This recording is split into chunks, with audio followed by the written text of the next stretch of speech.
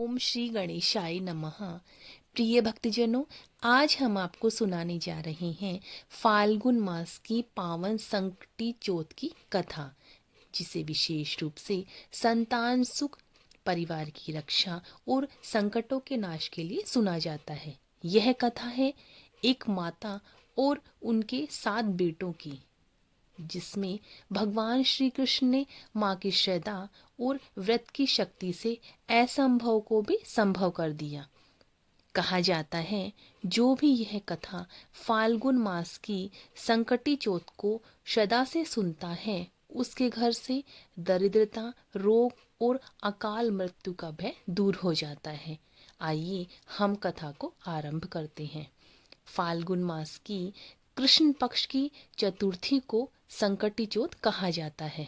इस दिन पूरे दिन व्रत रखा जाता है और रात्रि में चंद्र दर्शन के बाद ही भगवान श्री गणेश की पूजा की जाती है। संकटी का अर्थ है संकटों से मुक्ति दिलाने वाली तिथि। विशेष रूप से यह व्रत संतान की रक्षा, बेटों की आयु, परिवार की उन्नति के लिए किया जाता है। बहुत समय पहले की बात है। एक नगर था धर्मपुर। उसी नगर में रहती थी एक गरीब लेकिन धर्मपरायण स्त्री। उसके 7 बेटे थे। पति का देहांत हो चुका था।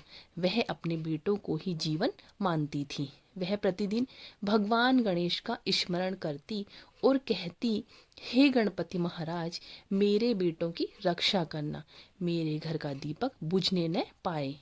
एक वर्ष भयंकर अकाल पड़ गया।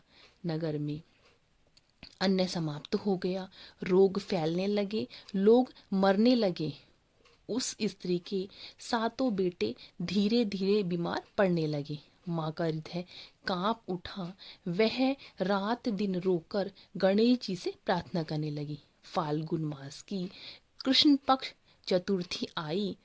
उस स्त्री ने निश्चय किया कि आज चाहे प्राण चले जाएं, लेकिन मैं संकटी चौथ का व्रत अवश्य करूंगी। उसने बिना अन्न जल के व्रत रखा, मिट्टी के दीपक जलाए, मन ही मन गणेश जी की कथा स्मरण की। रात्रि में जब चंद्रमा निकला, उसने कांपते हाथों से चंद्र दर्शन किए। जैसे ही माँ ने ओम गंग गणपति नमः का जाप किया, अद्भुत प्रकाश हुआ। स्वयं गणेश जी प्रकट हुए। गणेश जी बोले, माँ, तेरे व्रत, तेरी श्रद्धा और तेरे विश्वास से मैं प्रसन्न हूँ। तेरे 7 बेटे दीर्घायु होंगे। तेरा वंश कभी समाप्त नहीं होगा।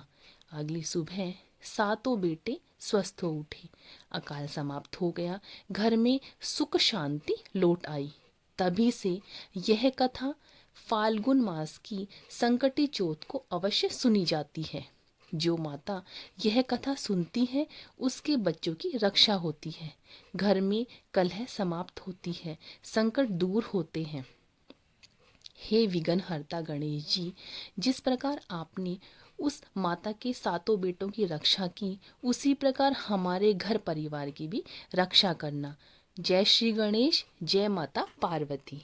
भक्तों, आपने जो ये कथा सुनी है, इसे ज़्यादा से ज़्यादा भक्तों में शेयर करें और मेरे चैनल को सब्सक्राइब करें।